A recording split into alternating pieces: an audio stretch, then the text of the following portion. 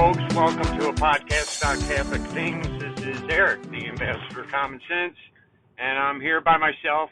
It is Wednesday before Thanksgiving, and generally,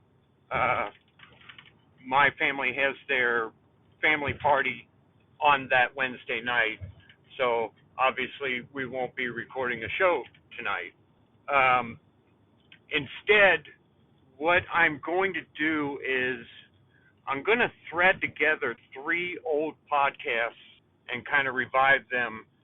They were recorded way back when we first started recording. I'm going to cut out the current events section, obviously. Dealing with the temptations of Christ. It was mostly Dan's project, and he put together a line of reasoning that I had not heard anywhere else concerning each one of the temptations of Christ and why they were actually temptations and why they were important.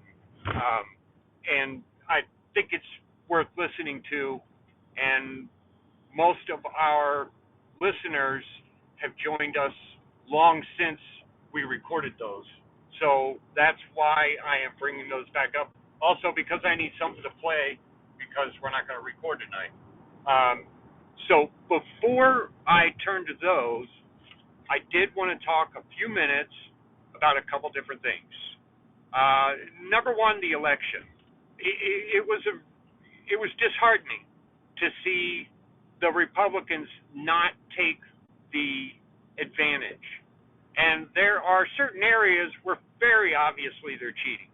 We knew they were going to, and now they're doing it, sometimes in the exact way that we knew they would cheat. You know, this constant counting of ballots when, it doesn't take long to count ballots. It never took long before, but we know what they're doing. And it's just whatever. The people there in those states have the power to stop it, and they're not stopping it. I don't mean the citizens. I mean the people who are in power. And the people who are in power don't want to stop that because that's how they're in power. So I don't know what to say about that. I don't know how to turn this around to keep them from doing it again. They're going to do it. They did it in 2020, and they're going to do it in 2024. In those states, I think good people can count those states as having been lost. There's no more elections in those states, period. But that's not what I wanted to talk about, because it wasn't just those states that didn't show the kind of return we had expected. We thought there would be a red wave. No, I didn't think there would be a red wave. Some people thought there would be a red wave. I didn't think there would be because of the cheating, but for other reasons as well. And that's what I want to talk about. And I'm not hearing anyone address this. They talk about the number of young voting, the number of women voting because of abortion, because some of the Democrats have pulled out the old marijuana case and got some numbers up because of that. The women who want abortion, which there can't be that many women who want to abort their children, but whatever. Okay, you could count some of the numbers for that, but it doesn't really reflect the reality there, is that even with those numbers, Republicans should have won a lot more, even with the cheating. But they didn't, and I think there's one main reason that they didn't. The biggest reason, other than the cheating, is because Republicans have lost their momentum. In 2020, people were turning out by the thousands to vote for Donald Trump. And we saw what happened. Those people were ignored, and they stole the vote. Well, they stole the elections. And since then, I've heard a lot of people say, I'm done voting. And I've kind of felt that way in a certain sense, but not because I know they're going to steal the election. The reason I voted for Donald Trump was because he was the first one worth voting for in I don't know how long. Everyone else was just not worth voting for. The Republican Party wasn't worth voting for. I still don't think, as a party, they're worth voting for. I can't understand anyone who would identify as a Republican at this point. We're looking at right now, the Republicans are corrupt thoroughly. Trump is the one who came in and tried to set things right. I don't know if he didn't try hard enough or if he made mistakes or he got fooled. I don't know. It doesn't matter. The point is, Trump was the first guy who gave us someone worth voting for.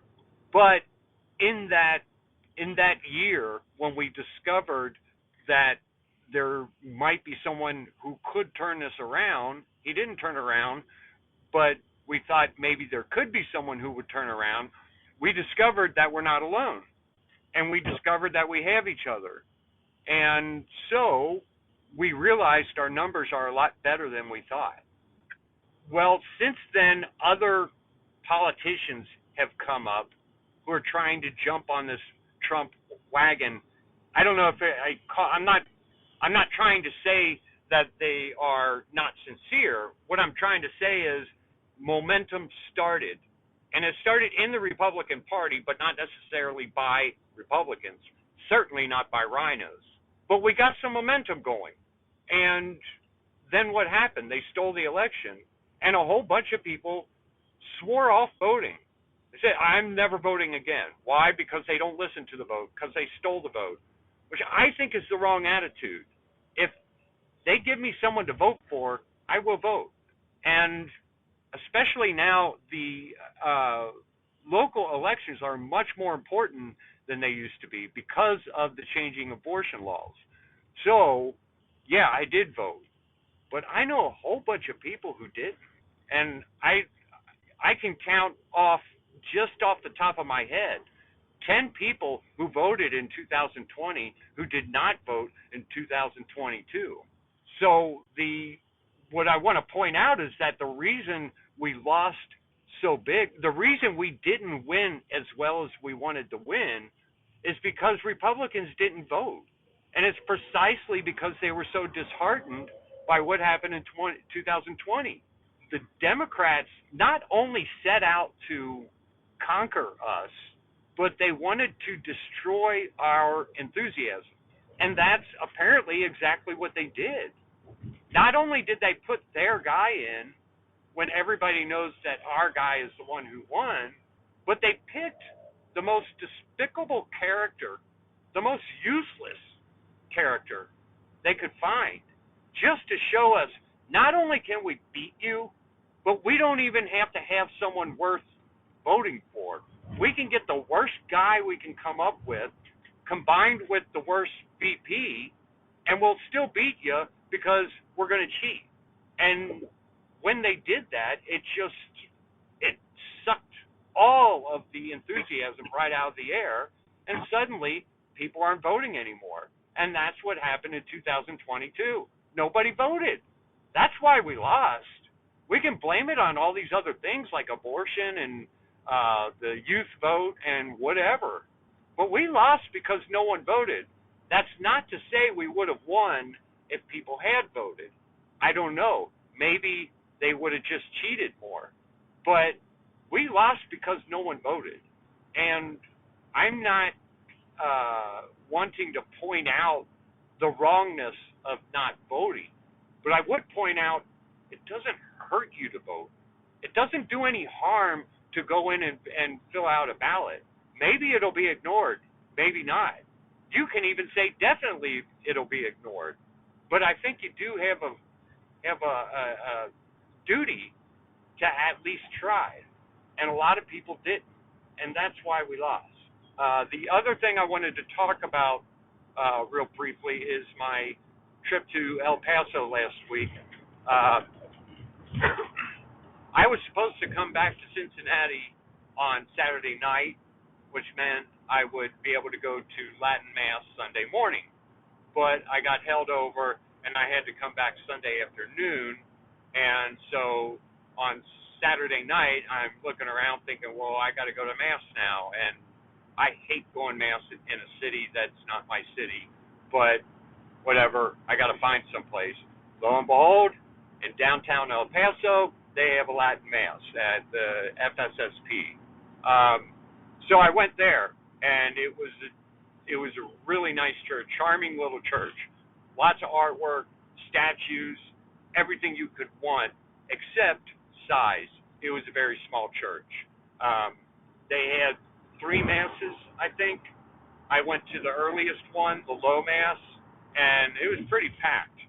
There were a couple empty seats, but not really, because it's when you know how it is, especially since COVID. People don't like cramming in next to each other, and now we have an excuse not to do that. COVID, we don't sit right on top of each other. What's more, they didn't have pews, which means they didn't have kneelers.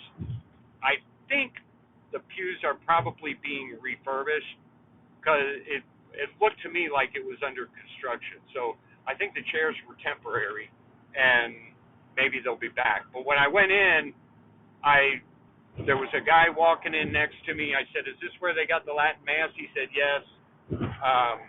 And then when I got in there, I was looking for those little red missiles. I said, "Do they have missiles?" He said, "No." I said, "All right, I'll use my phone."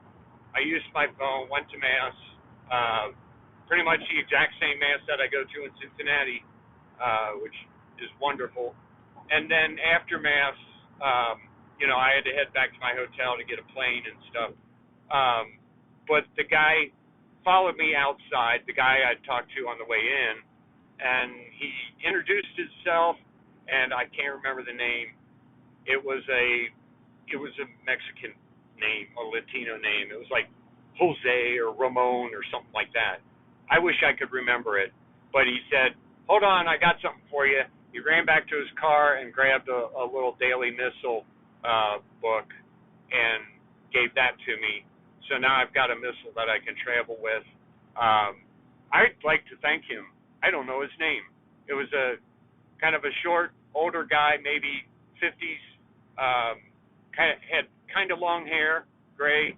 If anyone goes to that Mass and knows his name, let me know and tell him thank you. Also, there was a lot of, just like the Mass here, there's a lot of families there. I sat in the back next to a woman who had a few kids, one of them a baby. The baby made an awful lot of noise. I very much wanted to lean over and say something encouraging, like, "Hey, it gets better." But I'm kind of shy in public, so I did not do that. But anyway, if someone wanted to let me know his name, they could use the Contact Us page on our website, which is a podcast about CatholicThings.com. Speaking of that, speaking of communication, over the couple years we've been doing this, we've brought up maybe we should use Twitter or Facebook or whatever to try to use some kind of social networking, and we never do. The reason is because both of us have jobs and a pretty chaotic, hectic, busy life, and we just don't have the time to devote to promoting the podcast.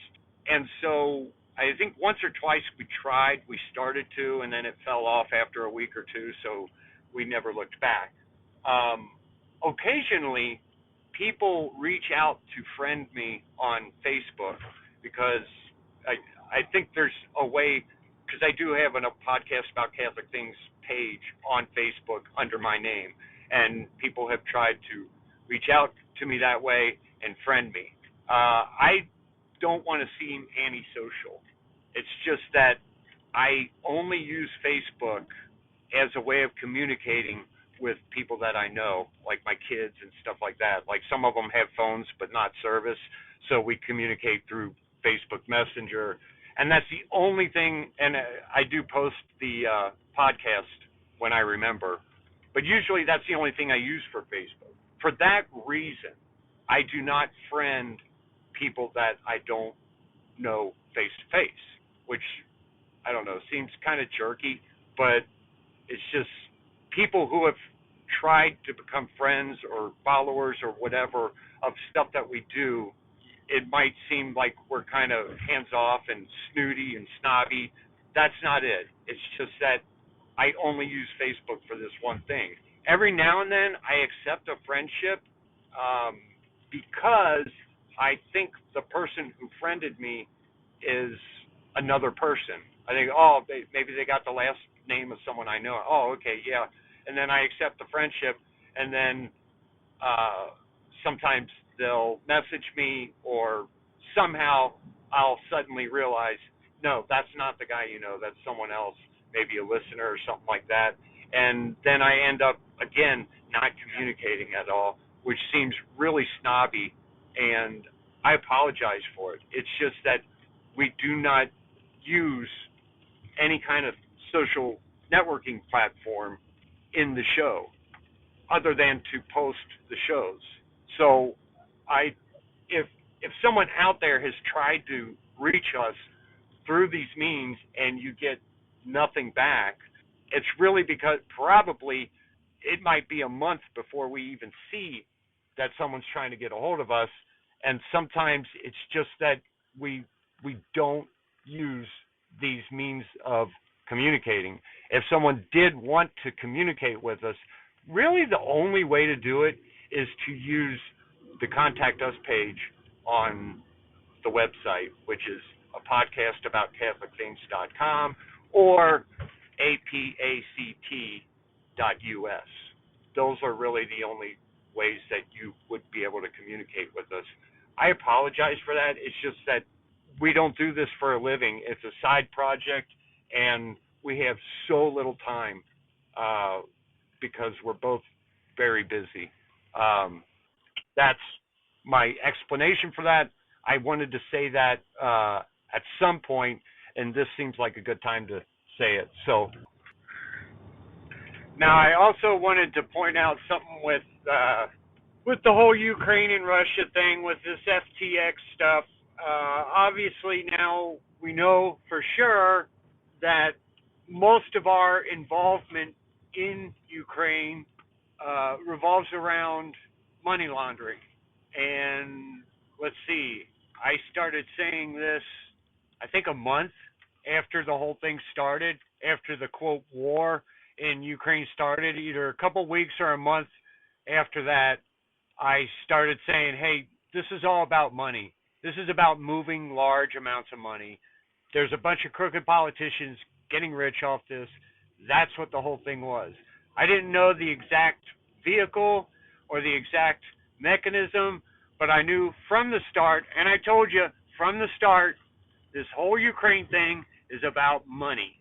So I just wanted to point that out and say once again, I was right from the start. Me and Danny were right about Ukraine from the start. We were right about COVID from the start. We've been right about almost everything we talk about from the start. Without further ado, I'm going to put all three of them right in a row in one recording. This is Dan's three-part discussion about the temptations of Christ. I think it's very much worth listening to, and that's why I'm reposting them. This week we're going to talk about the first temptation of Christ in the desert, when he went out to the desert to fast and Satan came and tempted him.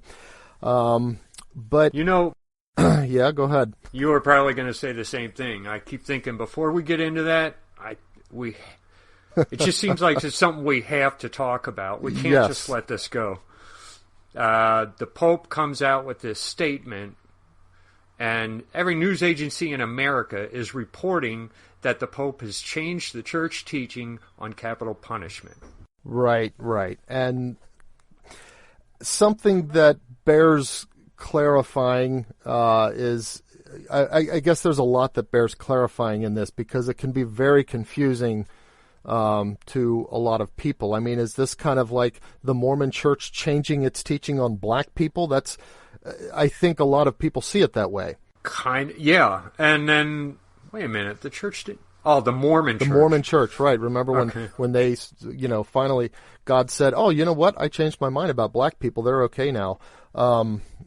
This is not one of those moments, but it could be very difficult for some people to understand why and understand the distinctions. Did the Pope change teaching? That itself is a question that doesn't get a yes or no answer, because here's why. There are different kinds of teaching within the church.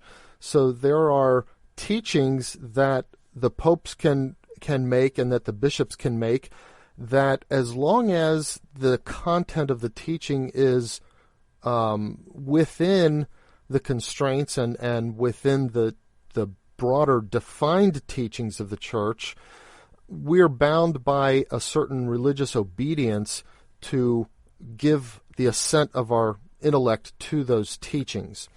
But those teachings aren't teachings in the sense of being definitions. They're not teachings in the sense of being fixed doctrinal propositions that we know are never going to change.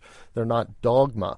So when you say, well, did the Pope change teaching? Well, he changed something that in some context could be labeled with the word teaching, but he didn't change the teaching of the church in any doctrinal sense. And it's important. That's one of those distinctions that's important to point out. Now, Ratzinger, when he was Ratzinger, before he was Pope Benedict, had written this document on what kind of things you as a Catholic could believe in or be in difference with the church in, and still consider yourself a Catholic in good standing.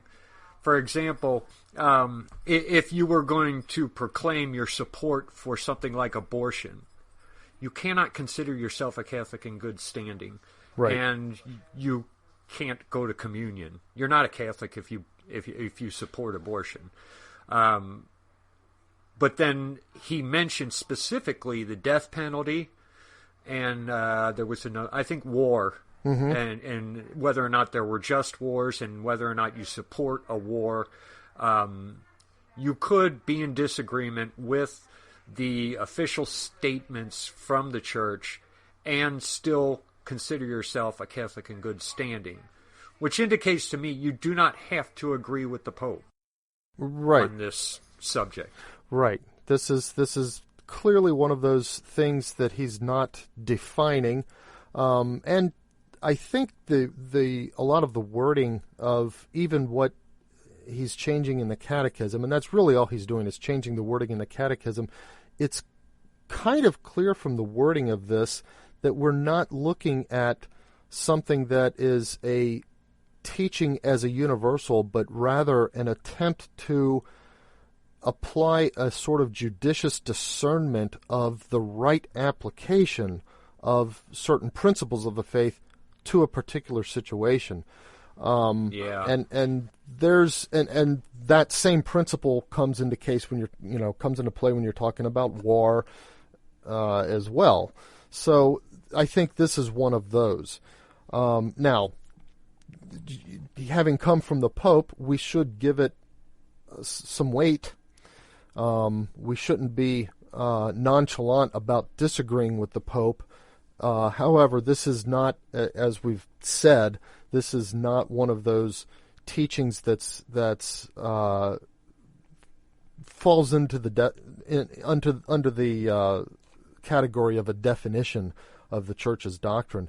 And to be sure, the death penalty itself is one of those things that has never been given that kind of attention by the Church. The Church has never come down with a definition of whether the death penalty is something that societies can use or not, or whether it's something that can be justified within societies or not. As a matter of fact, in the Catechism of from Trent, or the Council of Trent, it does support the use of capital punishment. Mm-hmm. And of course, documents like the Summa by St. Thomas Aquinas also talks about the way you would amputate an arm that was diseasing the whole body. It talks about killing people in society who are disease and infecting society. Right. So it's one of those things that this so-called teaching is more a matter of this Pope's approach to this prudential sort of judgment about whether the death penalty fits within the message of the gospel, and that's it's something that we should give weight to, but at the same time, it's not part of any doctrinal body of teaching in the church. It's also something that definitely someday in the future we're going to have to do a podcast about, and maybe even a debate podcast. We should find someone to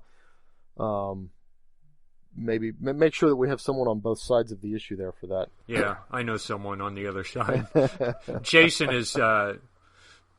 has promised me that eventually he's going to take part in these podcasts, so we'll see if we can't nail him down for that. I feel like if called upon, I could successfully represent and argue vigorously either side, so we could do it that way as well. Okay. Okay, so to today's topics. First of all, there's we have a question from someone from the previous podcast, right? Do you want to put that question out? I forgot to pull it up, but I think it's John in Minnesota. Heard what you were saying in closing about the fact that Jesus's nature, God's nature, is one that when man offended him, whether we were going to take advantage of the sacrifice that he made, whether we were going to take advantage of it or not, doesn't matter so much, that he still needed to make that sacrifice in order to, I can't remember how you put it, satisfy the justice of the Father. In fact, the argument I would make is not just regardless of whether we would take advantage, that even if God didn't have that component of mercy and love that invites us to take advantage, if you want to think of it that way, of his sacrifice, he still would have had to somehow fulfill that perfect justice by restoring to himself what was taken by us. And he did that by becoming a creature and then making a sacrifice as a creature, but also as the person of God, so that it was a superabundant sacrifice. So the question was, well, what about the offense of Lucifer and all of the angels in heaven that rebelled against him? Does he still have to do this to exact that justice? And the answer, I think, is yes. And I think that the sacrifice of the cross actually repays to the Father all the injustice of the entirety of creation, not just those committed by men, but all of creation, including the fallen angels. However, it's important to realize that even saying that, the fallen angels can't be saved. So salvation is something that, once having fallen, was never going to be open to them. It's one of those things that part of the nature of their creation, part of the nature of their act of will, by which they either joined the Father and joined God, or turned away from him, part of that puts them outside of the possibility of salvation. It's not a defect in the mercy of God. It's just the nature of how they are and how God created them to make that one-time decision. And now, having made that, the fallen angels cannot be saved, nor is there a possibility for a second rebellion among the non-fallen angels. It's part of the nature of their choice that once having made it, that's now who they are, so to speak. However, that offense that those fallen angels created by their fall, by their rebellion against God, yes, I think even that, even if God hadn't created, mankind, somehow God would have had to find a way to become part of his creation and then offer some kind of sacrifice as a created being to repay to the Father that justice, which was denied him in their obedience or in their disobedience. So that's my answer. Now, I'll be honest, after we received this question, I actually did some searching to try to find if I could find anything about this, at least, on the internet, very superficial searching. I didn't go to libraries or anything. But I really can't find anything, and I think the reason is because even theologians have not really, that I can find, tried to deal with that question. The more interesting question for theologians has been, can the angels be saved? If not, why not? And so forth. And there is some Catholic teaching behind my explanation of that. But I haven't really found a treatment of the question of, did the fall of the angels then require something like the sacrifice of Jesus in order to restore that perfect justice within God? But anyway, that's my answer to, you said it was John, right? That's my answer to John's question. Yeah. And by the way, it's a good time for a disclaimer here. This is a podcast about Catholic things.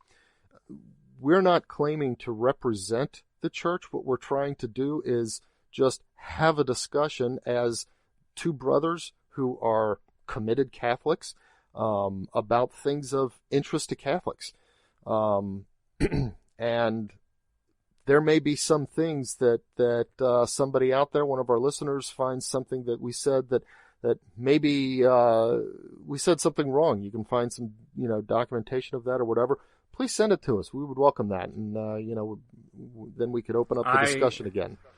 I like to leave that open. If you have any way to refute whatever Danny says, send it to me right away, and I'll make sure he hears it. Sure. Yes, you will. Okay. So today's topic, first temptation of Christ. So I think most people listening to this know the story. I'm going to recap it. Anyway, Jesus goes out into the desert to fast for 40 days. And while he's out there, Satan appears to him, and we've got a recording of 3 distinct temptations. The first one of which, and they all seem to be a little bit of a challenge type of temptation. If you're the Son of God, surely you could do this. And Satan comes to Jesus, and he says, if you're the Son of God, you could turn these stones into bread. Now, what I don't exactly remember is whether the temptations themselves occurred at the end of the 40 days after he had spent his time fasting, or was it during the 40 days that he was out there? Do you remember? I've always thought of it as toward the end of that time. Me too. And that's been one of the puzzlements for me regarding this temptation, because it seemed like, well, if he's already done his 40 days, why not? Why would it be a bad thing, to turn the stones into bread anyway? And, personally, growing up, and any time I bothered to think about this, I sort of came up with the kind of unsatisfactory conclusion that, well, it must be that it would have been wrong to do just because Satan was the one who suggested it, kind of thing, I don't know, Eric, what you ever came up with when you thought about this temptation. I never really thought about whether or not it was right or wrong. I kind of was at the point where it's like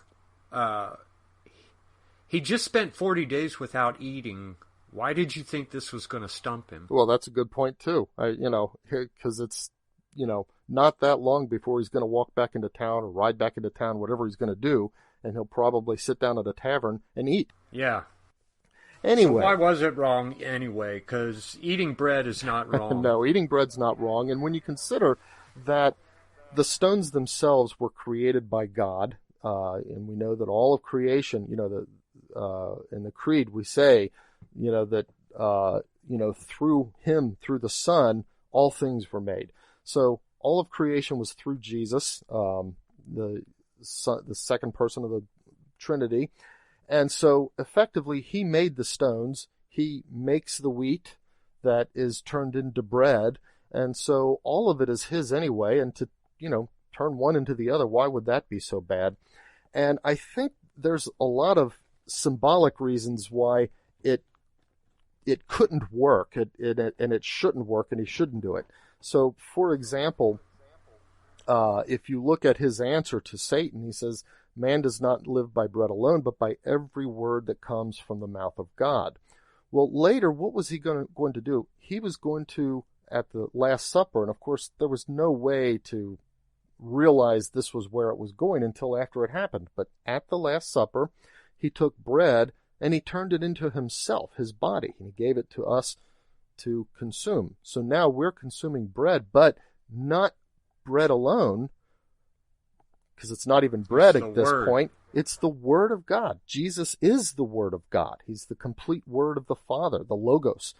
And so now he's turning that bread into the Word. But, there's another aspect of it too, which is this, that Jesus wants to work within the constraints of combining God's action with human labor, with human work. The bread itself, it had to be bread that he used at the Last Supper, because bread is not just, it doesn't just show up in nature. You don't just go, pick it off a tree. You have to harvest the wheat and then grind it into flour and then knead it into the bread and then bake the bread. There's human labor involved in that. And of course, the same thing with the wine that gets turned into his blood at the Last Supper.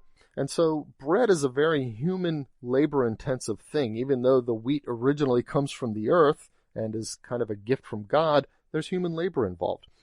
And Jesus is kind of this way with almost everything he does. If you look at all of his miracles, they involve some kind of human work, even if that work is a very simple thing. Go wash your eyes in the pool, pick up your mat and walk. Lazarus, come out. It's always an action command that he gives when he performs his miracles. I think maybe the closest he came to not doing that was when the centurion came out and met him at the edge of town to ask for his servant to be cured. But the centurion had already done the work. He came out to the edge of town to meet Jesus. He didn't wait for Jesus to get into him. The other kind of exception could be the loaves and fishes. Water? What water? Water to wine? Yeah. Oh, the wedding at Cana. Well, yeah. He didn't just turn all the water in the house into wine. Before he turned it into wine, he made the servants fill the water jars. There were jars that previously had been used for water that was used for the ritual ablution, the cleanings that Jews had to do, when they came to somebody's house or whatever. So they had 6 of these jars that he told the servants to fill with water. Each of these jars is like 20 to 30 gallons.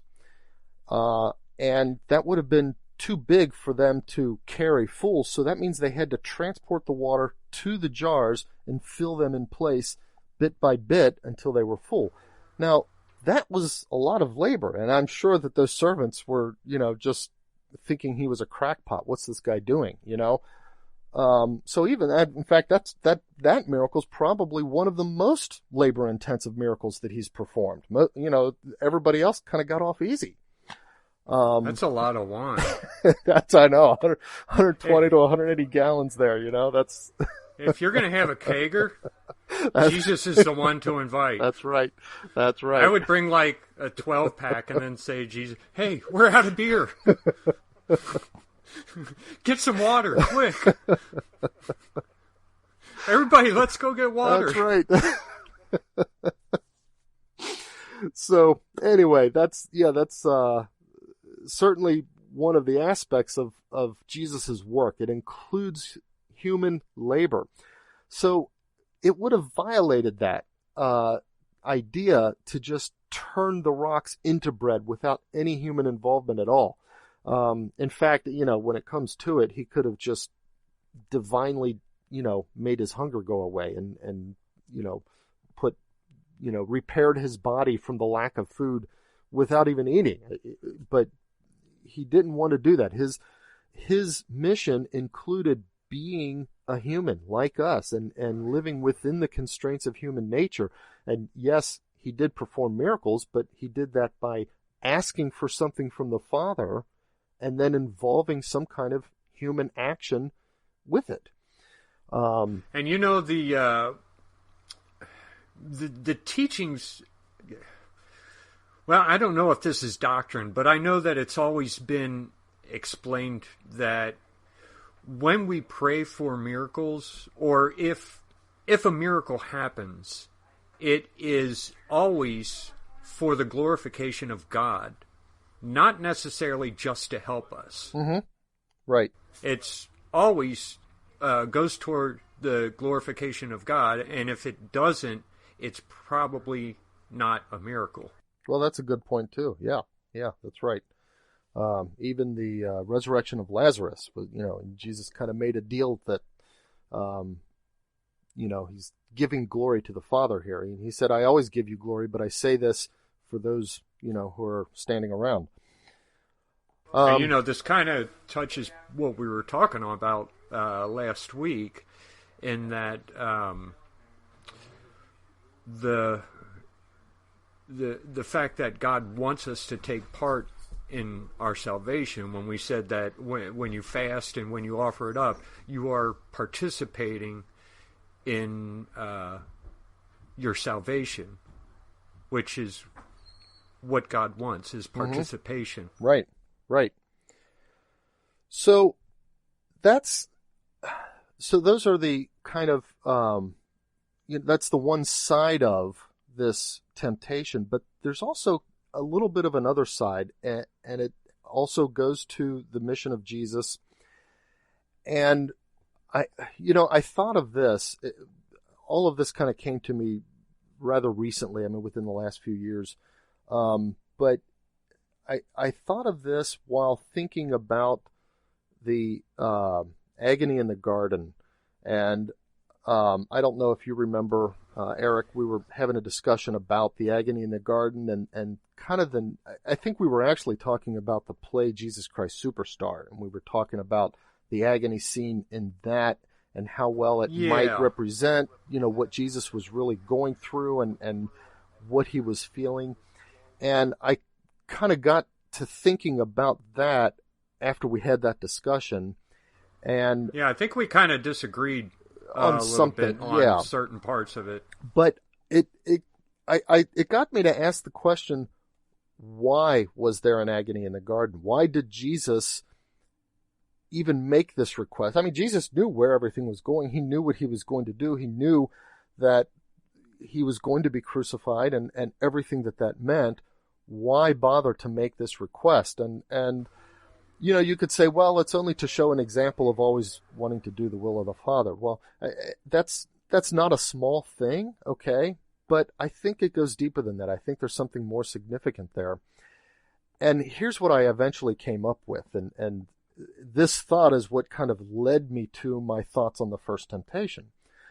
But throughout all of Jesus' life, even though he was always serving the Father and always perfectly obedient to the Father, most of what he did, you could also find a human motivation to do.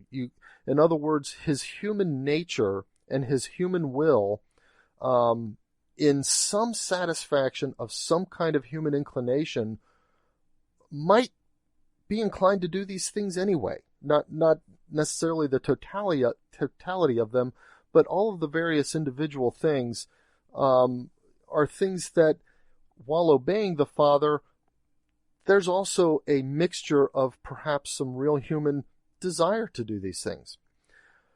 Whereas now we've come to kind of the end game. This is the finale. He's going to die on the cross, and at the end of that, he even says, "It is finished."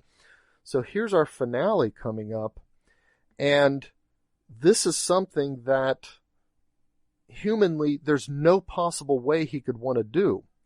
So I think the reason for the agony in the garden and the reason that he was even led to the garden was specifically to ask the Father, is there any way out of this?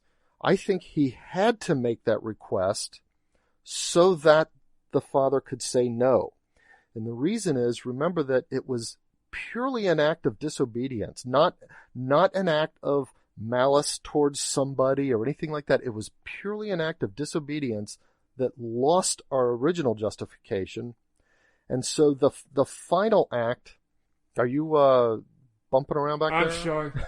I did thump around. I had to change rooms because I could hear kids in the background, which I'm going to have to edit out. Yeah. So I moved to a different room, and now I'm on battery. And all right, we'll still come through the same. Yeah, it probably will. So okay, so what I was saying was so through an act of disobedience, we lost original justification, and therefore the restoration of our justification and the reconciliation of the universe to God had to occur through an act of obedience.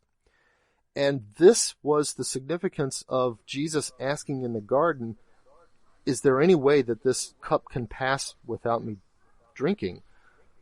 Because then, having asked that and been told no by the Father, his death on the cross was purely an act of obedience and nothing else. There was no reason for him to do this except that the Father said, I want you to do this. And I think that's the real significance of the agony in the garden. Now, yeah, that's pretty powerful. Well, and it's not something I've ever thought about.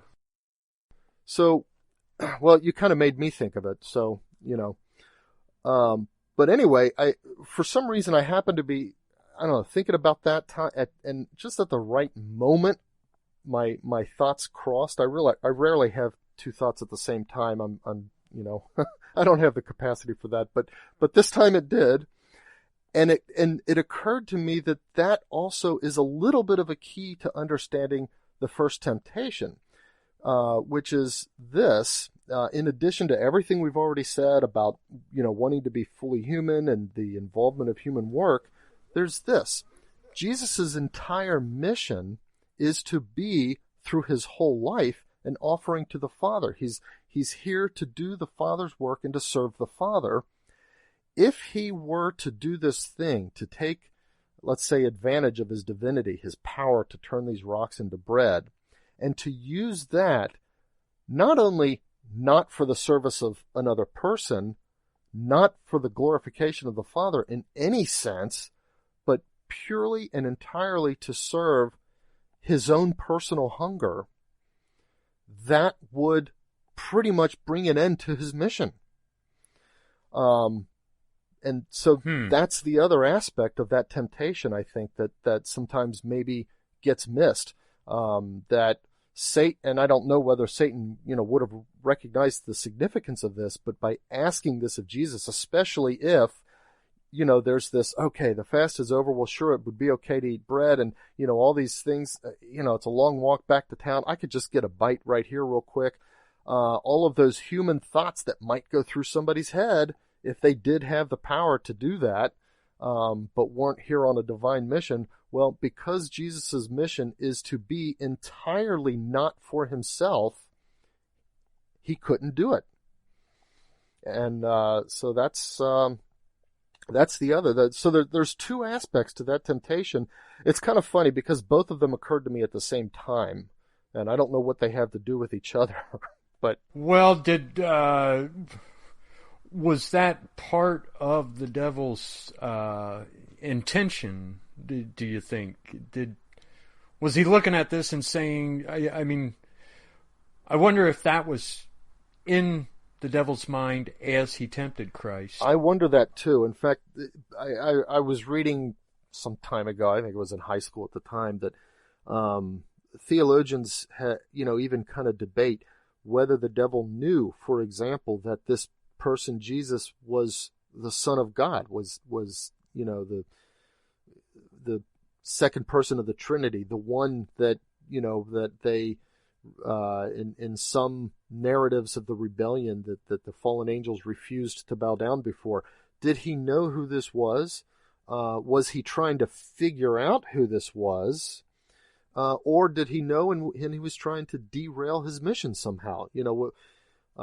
That's been a little bit of debate. I don't think that there's any definitive answer of that within Catholic reading of the Bible there, but it's one of those interesting questions that people have tried to answer and have thought about.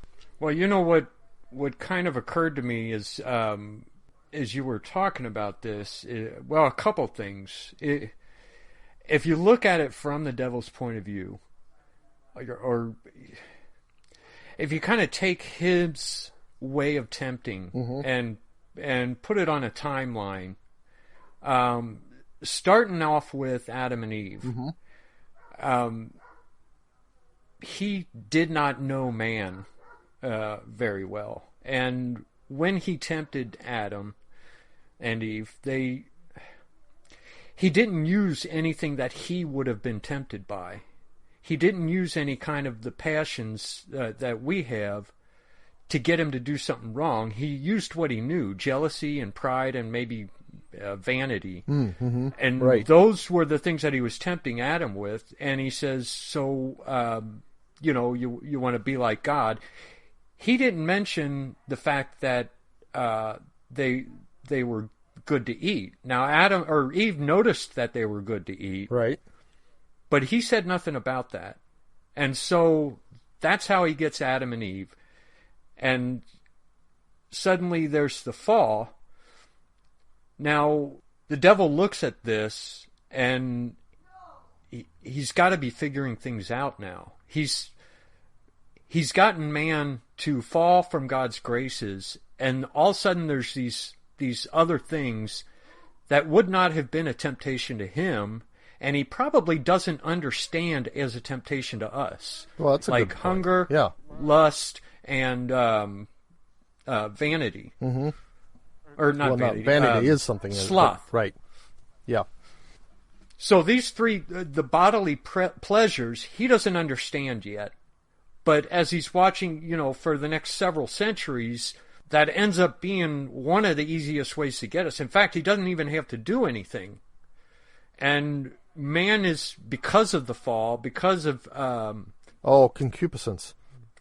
Because of concupiscence, now suddenly, if we're hungry, that in itself is a temptation. And so if you're standing there, you're hungry, the guy next door has bread, and you want the bread, that in itself is a temptation, and he doesn't even have to do anything. But here Jesus is in the desert, not eating. And so after centuries of seeing man fall over and over again for these bodily pleasures, which he doesn't understand, that's the first one he goes for. And he doesn't quite understand why we fall for it, and now he doesn't quite understand why Jesus isn't. Doesn't, right. Because Jesus isn't subject to concupiscence. It just kind of struck me as you were talking. I thought, well, There's definitely another angle on it. I hadn't even thought of that. There's certainly some ignorance here on the part of the devil. Yeah, he's trying to figure something out. And so that's his first line, and that's his first attack, is on possibly these other things as well, but still on the bodily pleasures, because that's what he's had so much success in over the past centuries. Right. That's a good point. That the devil, even while he tempts us with bodily pleasures, doesn't himself really understand them. He's kind of using a. It's like he's found a formula that works, and he's using it without really getting it. But hey, it works, so just keep using it. It would be like if you've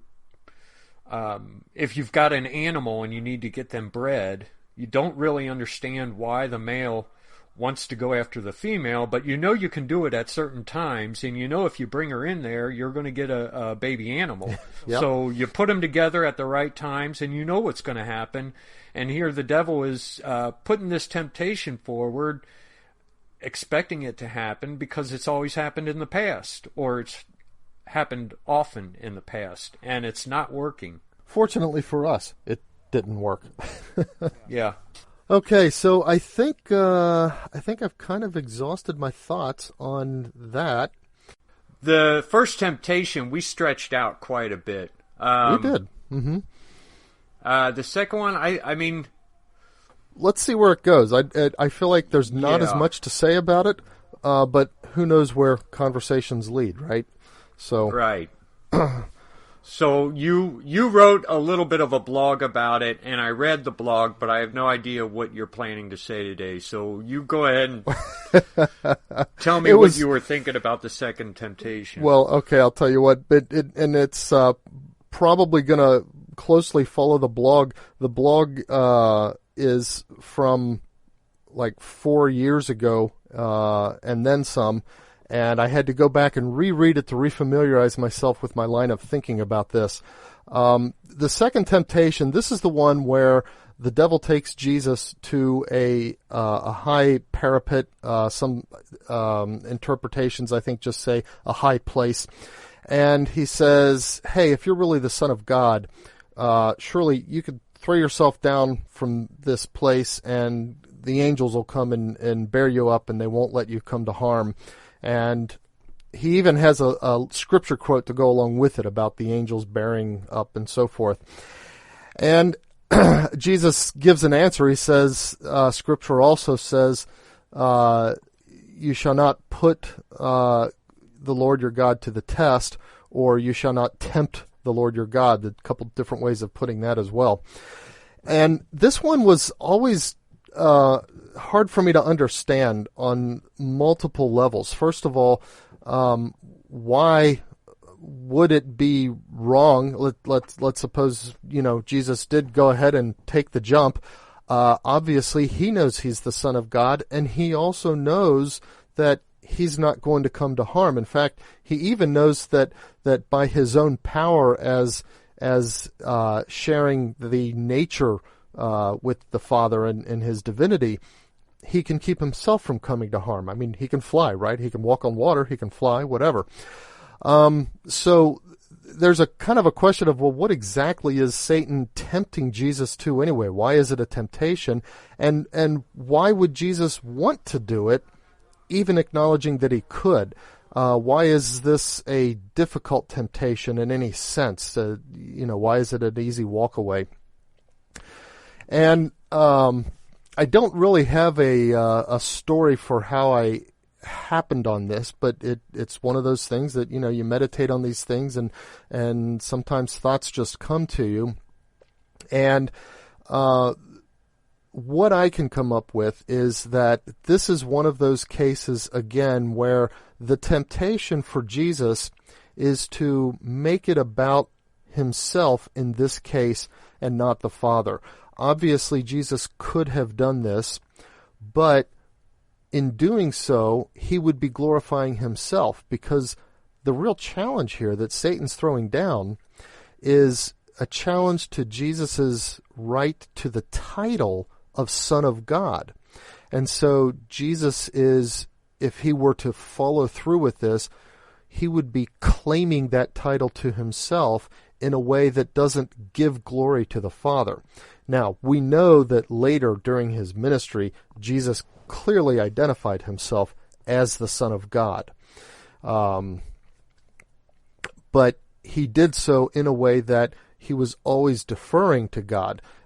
He was saying, I'm here and you're called to follow me not because of me, but because of him who sent me. And so when we see the second temptation, Satan is challenging that title, and Jesus is called to resist making it about himself.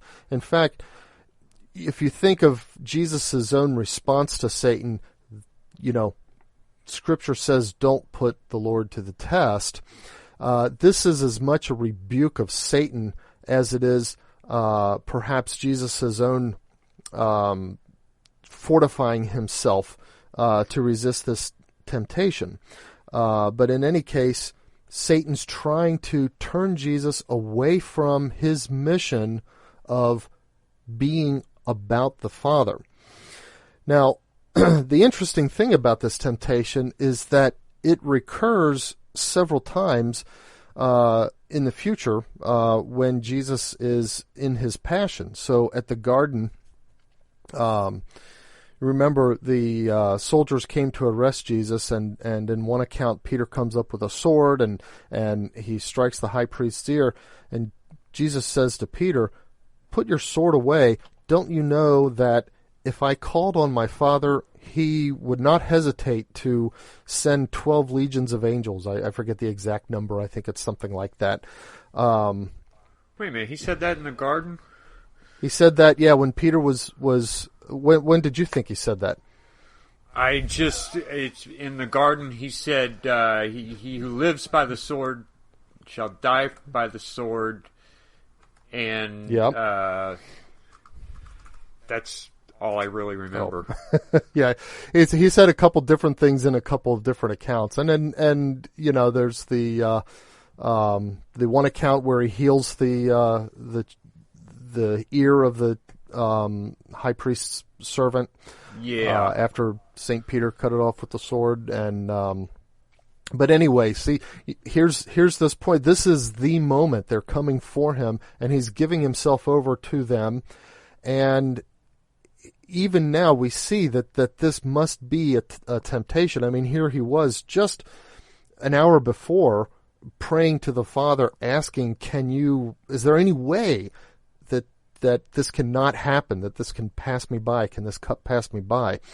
And so an hour later, here he is, and this is it. They're taking him. He's giving himself over to them.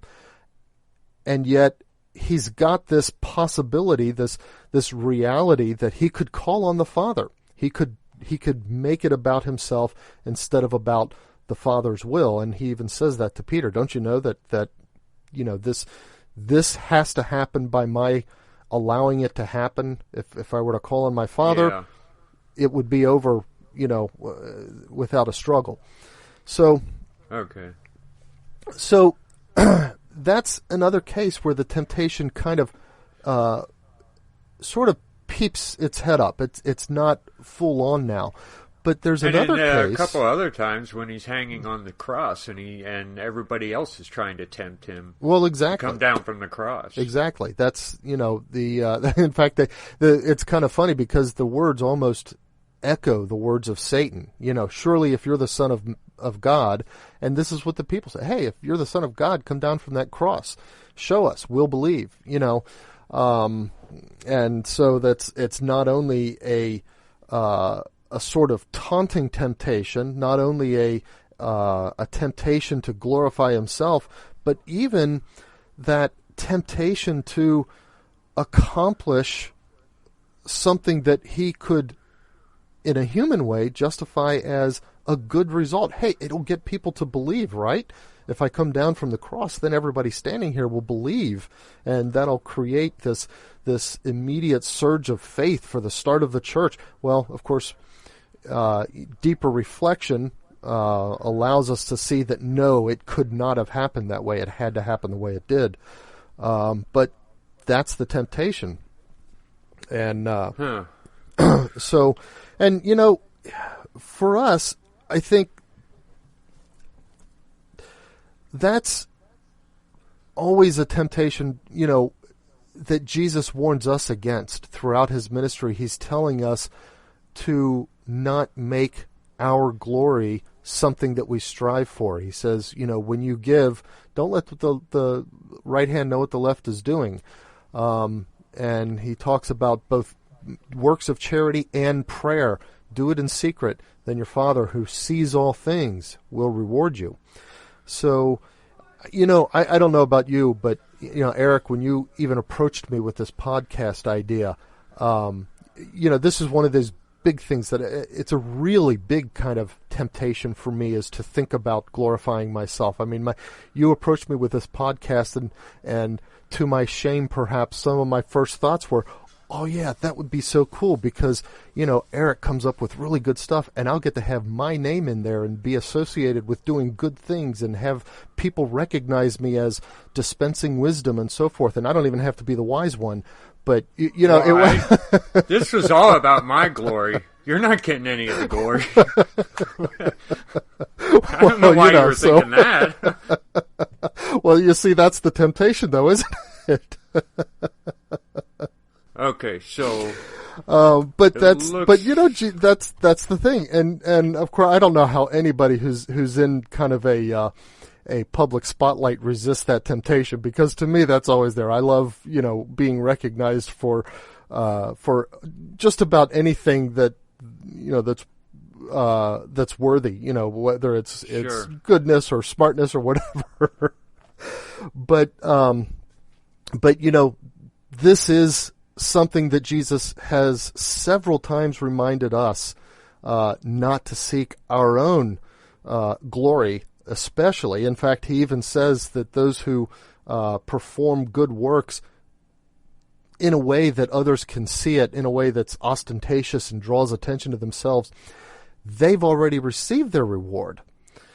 And so where does that leave you then if that's what you're doing? So it's kind of, it almost sounds like boring and cliche, and so what to say, oh, well, this temptation, yeah, he was just basically being tempted to show off, and he had to resist the temptation to show off.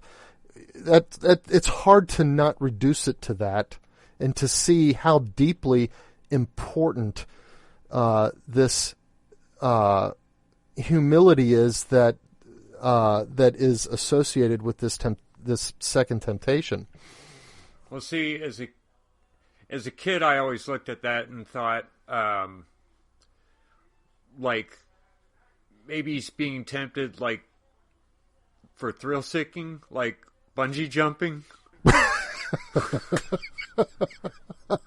Well, that you can't deny the coolness factor of that. For me, wow, just jump. Yeah. But okay, so a couple questions. Number one, do you think Satan at this point in time is still unsure of whether or not this is the Son of God? Do you think he knows this is the one? John the Baptist wasn't the one. This is the one. That's something that I know that theologians have toyed back and forth with. I have to admit to not having a particular opinion about it. It's, the thing is, Satan has had however many thousands of years of watching human history and working to try to destroy humanity. Clearly, Satan has seen in the Jewish people God's calling them and God's special treatment of them. But has he figured out what place that's going to play, and this idea that they're going to be the source, that the Hebrews, the Israelites are going to give birth to the Savior, and has he even figured out that plan enough to think in terms of a one, or to recognize that one is really the self-same? I think he would recognize that the one is going to be that same Son of God, the second person of the Blessed Trinity, because theologians seem to generally agree that that's what the rebellion of the angels was over. So, yeah. Well, I'm just, does he know this is the one? I don't know. It almost feels like he doesn't. Of the temptation. Is that what he's getting at? To prove, like, are you the guy I'm supposed to be fighting? And prove it. Mm-hmm. Right. That's that could be that Satan himself is even a little bit unsure, or even a lot unsure. In fact, I've heard of one theological opinion that Satan didn't fully realize who Jesus was and what God's plan was and how salvation was going to work until the last moments during the crucifixion, once Jesus was on the cross. And then by that time, Satan was powerless to do anything to stop it because he's incapable of inspiring good intentions in anybody that might have been able to stop it from happening. That's kind of how it was shown in Mel Gibson's movie. That the Satan, he just keeps pushing all these people toward violence against Jesus, and he's even showing off about it. And then in the end, all of a sudden, he realizes, and kind of the same way in C.S. Lewis's Narnia books, it was the lion was there, and the witch felt really good because she was going to kill the lion that was there to save them. Right. And then at the last second, it's like, whoa, wait a minute! I just allowed the human race to be saved. Mm-hmm. Right. So, well, one of my thoughts about this is the fact that I think we all kind of put God to the test in ways that we don't really think about it. We don't go to dangerous situations and then like dare God to save us. But a lot of times we pray about things, and at least I do this. I know I have done this. I would pray, maybe I've got some big decision to make, like which job to take, that really doesn't have a whole lot to do with morality.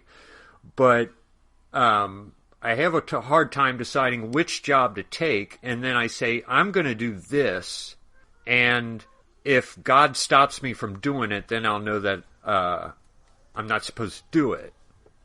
Or if God does this, or comes up with signs to say, I'm not going to do anything unless I get this sign, or I'm only going to do this if I get this sign. Right. And it kind of a temptation to God to put the weight of responsibility for making a decision on his shoulders when and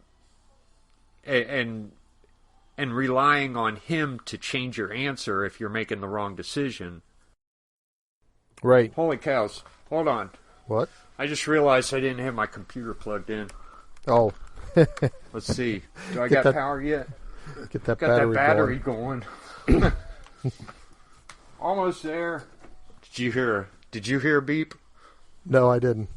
Okay, good. Oh, yeah. But it is going now. Okay.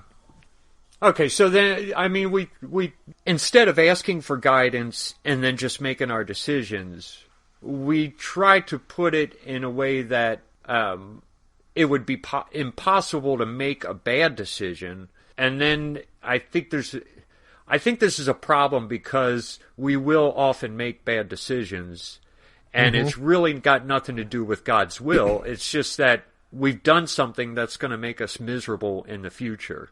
And then when we're miserable, if we had made one of those things where, like, well, if this is your will, do this.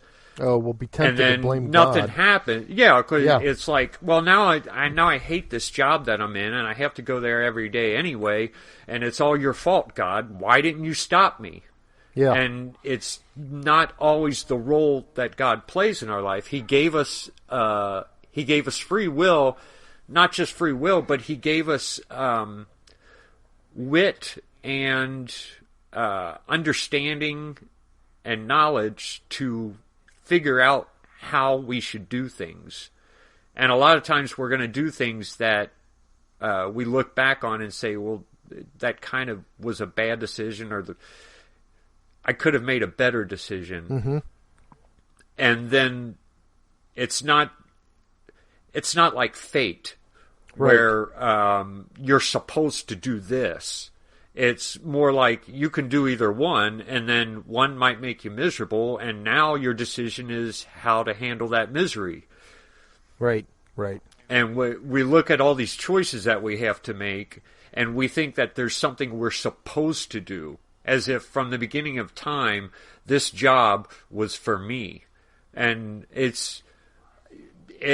I know it's kind of tempting to think of life that way, but life isn't that way. We've got, I think there's very few things in life that people are supposed to do as part of God's plan. And as a matter of fact, Jesus even said, many are called, but few are chosen. There are very few people who God chooses to do a very specific tasks. Mm-hmm.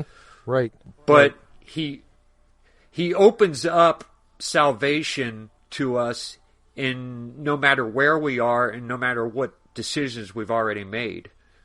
And that's always open to us. We can always take a bad situation and make it better by choosing to do different things or by just offering it up.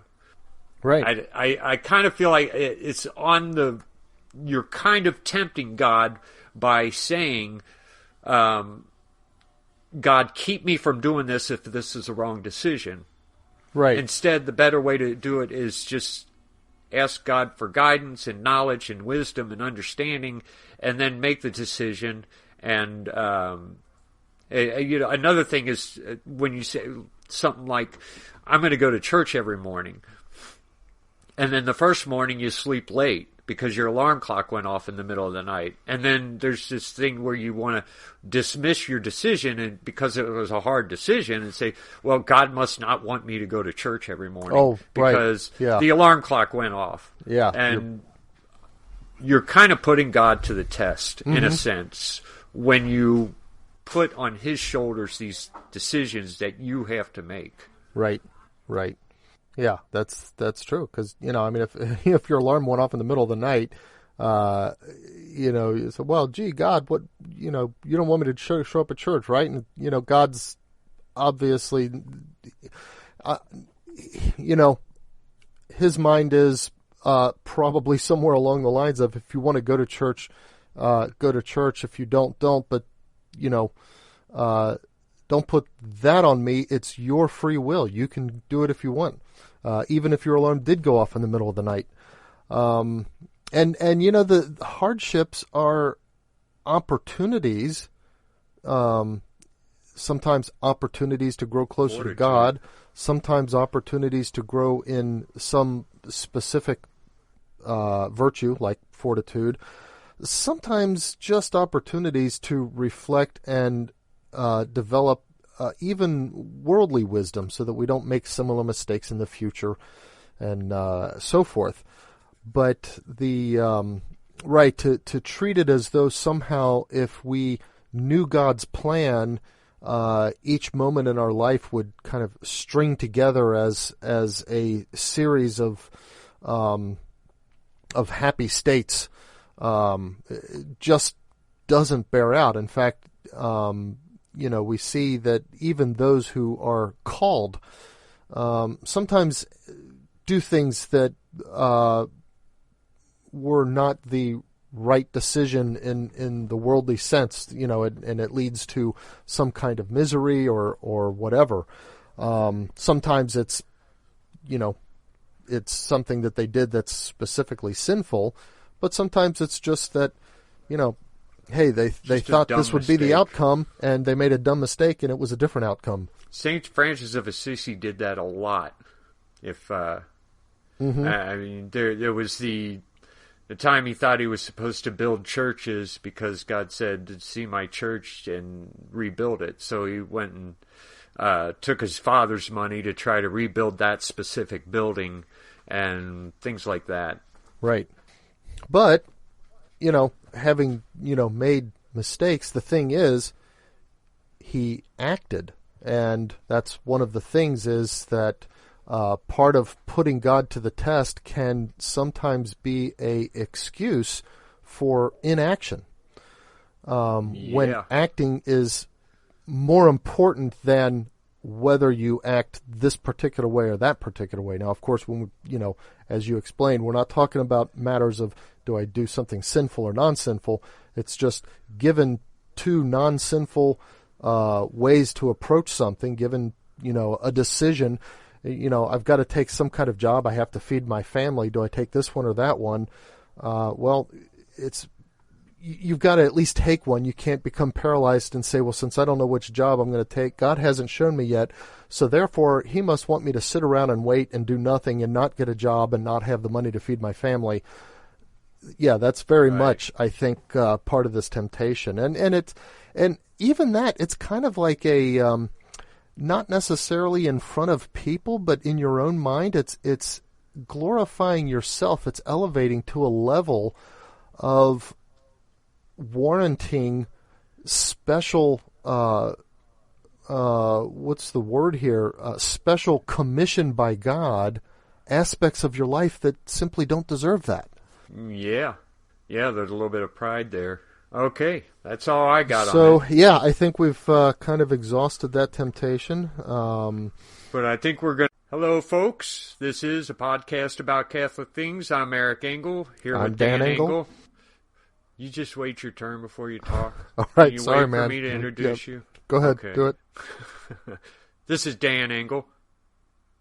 Now talk. Okay, hi guys. Okay, we're talking about the third temptation of Christ. Last week we did the second, and the week before that we did the first.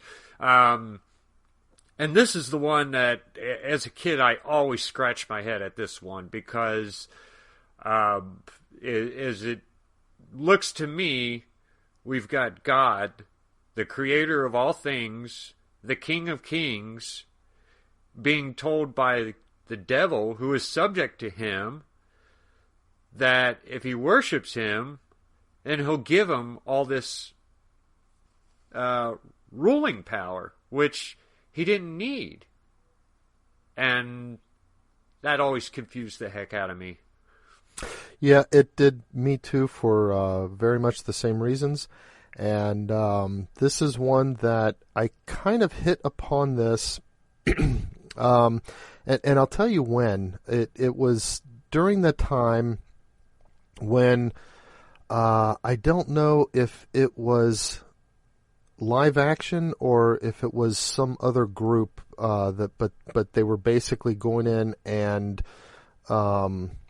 doing their kind of undercover at Planned Parenthood and going, acting the part of pimps running underage girls and that kind of stuff. And I mean they were doing a wonderful job of really exposing the deep evil that Planned Parenthood is. And I salute their work absolutely. But there was, for a brief time, a concern that some people brought up about, hey, wait a minute.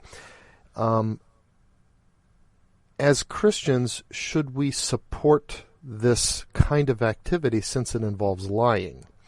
And so that was kind of like this sort of test case thing for me. And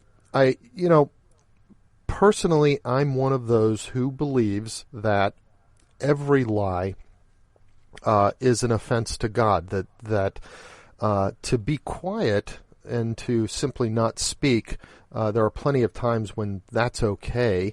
Even if somebody asks a question, if they don't really have a right to the answer, to simply not answer might be okay. But to state a falsehood is so contrary to the nature of God that it can't fail to offend him.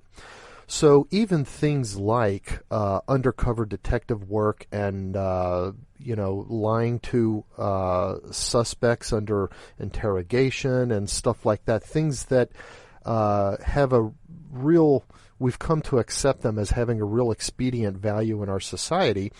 There's a question there about what, where does that come in terms of a Christian perspective and the offense to God that lies must have. It was. What about your wife? Yeah, I mean, you gotta. Does this make me look fat? Yeah, it's I mean, do you change the subject up? And would she see through That's that? What I do. So it was while thinking about this that it kind of occurred to me then, what the third temptation is all about. Because as you said, I mean, okay, everything belongs to God anyway, and he doesn't have to worship Satan in order to have dominion over it. Why would he even be tempted to? But I think that what was going on here was that Satan was offering a bargain. Now, a bargain he never intended to follow through on, being the father of lies himself. In fact, I think it's interesting that's a specific title that God gives to Satan, the father of lies. Jesus refers to him as the father of lies. That shows how much lying is contrary to the nature of God. But the offer that Satan's making is, hey, all you have to do is perform one little act of worship. It doesn't hurt anybody. It doesn't involve malice towards anybody. It's a victimless sin, if you will. And I'm gone. I'm out of here. I'll back off, and I'll quit trying to incite people to do evil. I'll quit trying to cause natural disasters that create suffering for people. I'll quit trying to turn people away from God. It'll all be over. And you can go on then ruling the world according to your peaceful designs. And I think that's the temptation that so many of us face in our own lives, is this idea that by performing some little seemingly inconsequential act of wrong, we can bring some great good out of it. Of course, one of the cases where this kind of conflict comes into place, and when you say, well, lying's always wrong, you try to make that case to somebody, and they always want to bring out, an example like, what if you're hiding Jews from the Nazis in your basement? Well, shouldn't you lie in order to save their life? I don't want to. I don't want to ever call out somebody as doing wrong who is hiding Jews in their basement or hiding black slaves on the Underground Railroad for lying in order to maintain that and keep that going. It's, I'm not here to condemn anybody for that. However, if we look a little bit more closely at the third temptation and its meaning, when Jesus was offered this, he knew everything that was going to happen throughout history. He knew the entire, 20th century history. He knew that all those Jews were going to be killed by the Nazi regime because of the work of Satan. He knew the tens of millions that would be killed by Stalin because of the work of Satan. And all of the other smaller in numbers but no less significant genocides of the 20th century. He also knew. Stopped it.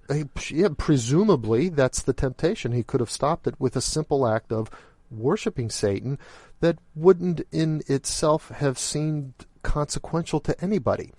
Now, of course, that would have been the end of his mission. At that point, it all would have been over. However, there's a deeper point here, which is that Jesus had such a complete trust of the Father that he knew to trust the Father's dominion over all these matters in spite of an apparent opportunity to accomplish this great good or to avoid some great evil with an act which would just be a matter of disobeying God, but not of any other consequence.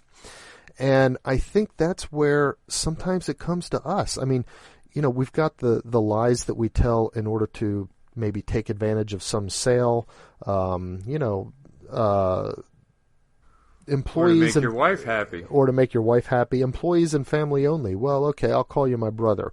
When we went to the zoo as Cub Scouts, the den mother said, "Oh yeah, these were all my children," in order to save on parking or something like that.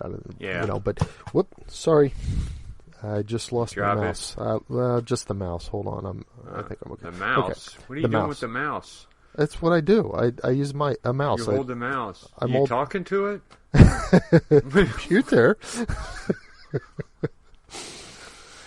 So okay. So the point is, there's all these temptations to accomplish minor things, and sometimes there's temptations to accomplish big things or to avoid big things by doing some little inconsequential act of disobedience to God. And that's the temptation that Jesus had. But in order to avoid that, it requires a really supreme trust that God has it in hand. Now, let's take that, what that trust would mean, back to the question of somebody hiding Jews from the Nazis. When you lie, if you've got Jews in your basement, you lie to, the Gestapo that stops by or whatever. Let's first of all be a little bit real. Okay, yes, your lie maybe saves their lives, but in terms of motivation, you're lying as much to save your own life and to avoid your own punishment as you are to save them. Now, again, I'm not going to call out as doing something wrong or as making the wrong decision, or I'm not going to condemn anybody who would lie in a situation like that or who has lied in a situation like that.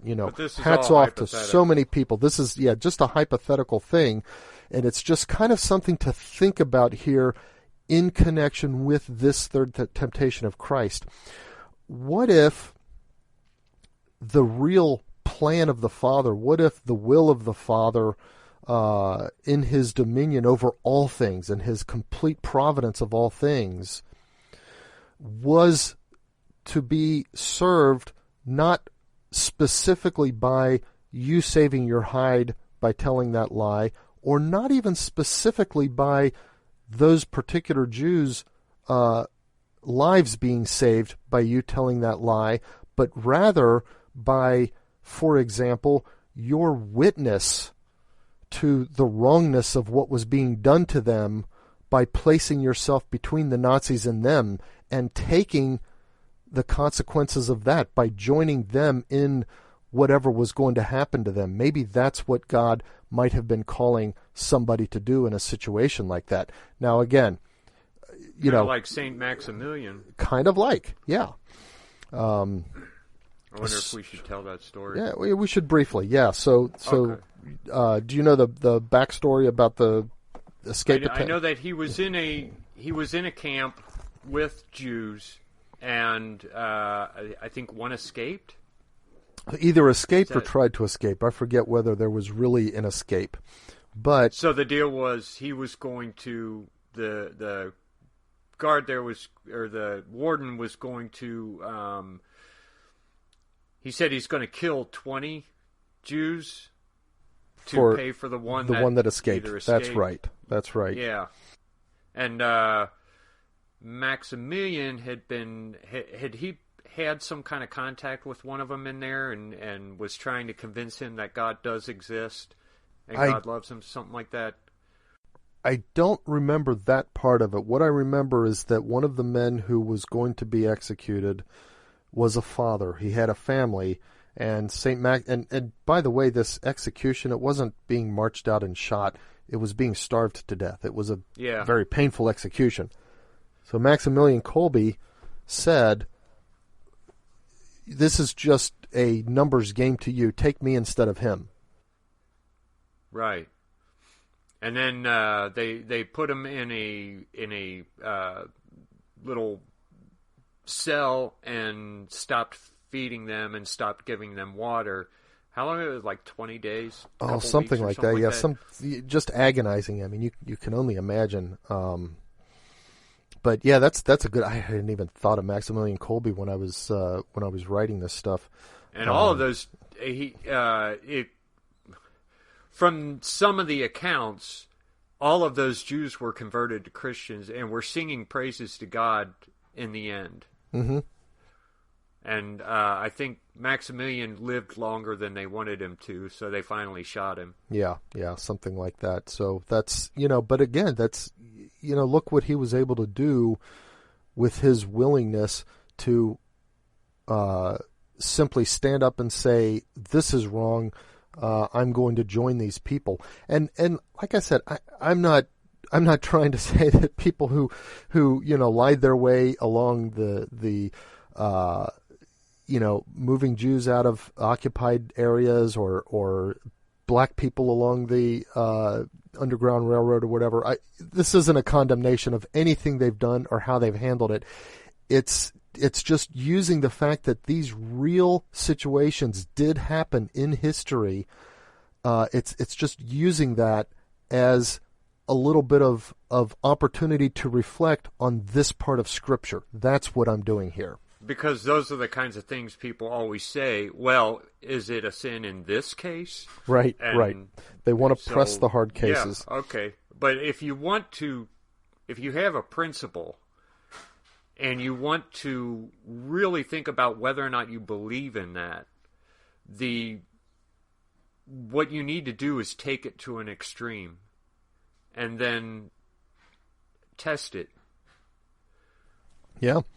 And I mean, if you believe in this, then you believe in it all the time, and you can't just say it depends on the circumstances. If it's an actual principle that you believe in, right, and that is what we're talking about. Yeah, and the principle of absolute trust in the Father and the Father's plan and the Father's dominion, that was the principle that was being tested in Jesus at this point.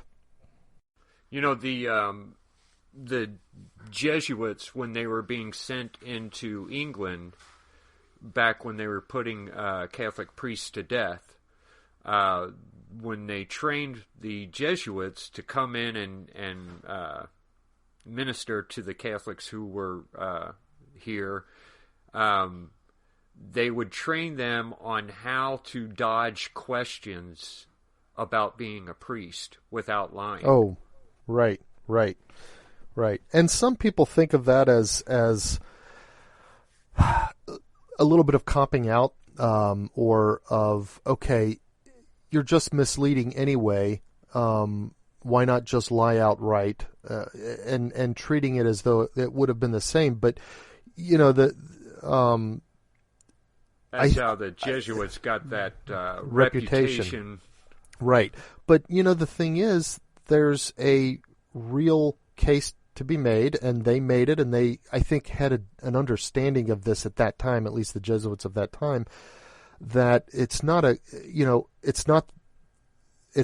the allowing people to draw the wrong conclusion. The point is that they were trying to be true to is that the nature of God does not allow one to speak falsely, and that's what they were trying to avoid. Now, I had a thought in my head about that. It's gone. While you're thinking about this, you must have dropped your mouse, and now you're lost. That must be it. It was the mouse. Without the mouse, I'm lost. So Satan is tempting Jesus in this way, and had he given in, there would be a lot less war, supposedly, less natural disasters, less murder, and all the bad things that we do. But not a single person would have made it to heaven. Right. And that's now, Jesus, of course, to the extent that a human would be capable of understanding, he understood his relationship to the Father, certainly. And he probably understood this as well. But that's really the temptation that Satan was laying down, I think, before Jesus. Oh, I know what I was going to say. I was going to say, even Jesus allowed people to draw the wrong conclusion sometimes. So, for example, when the apostles were talking about who was going to be, greater in the kingdom, and Jesus kind of came up on them. He knew what they were talking about, but he asked them, "Hey, what are you all talking about?" And they all grew real quiet, of course, because they suddenly felt ashamed that they had been bickering over that. But just making the point that it's not that God doesn't allow people in their limited nature to misunderstand something, but God himself cannot issue a falsehood.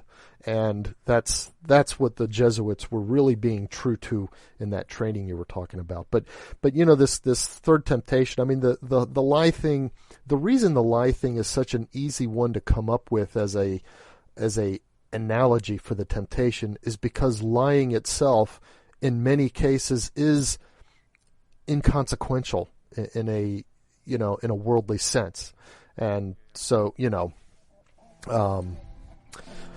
so anyway, I think I've exhausted my thoughts on the third temptation.